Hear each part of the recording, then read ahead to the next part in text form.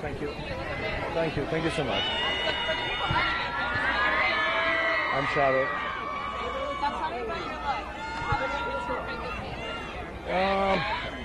My designer, Sabyasachi, he thought of it. And for him it's an expression of freedom and trying to be resolute and resilient against things that can oppress you. So, yeah. Have you ever heard of the term Black Dandyism before? Is that the fashion?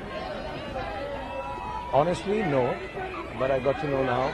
So the last 20 days I got to understand what it was, and being an actor, I thought it was very interesting how the resolve to change things without attrition or anger, but have exuberance of art in it. So that was marvelous.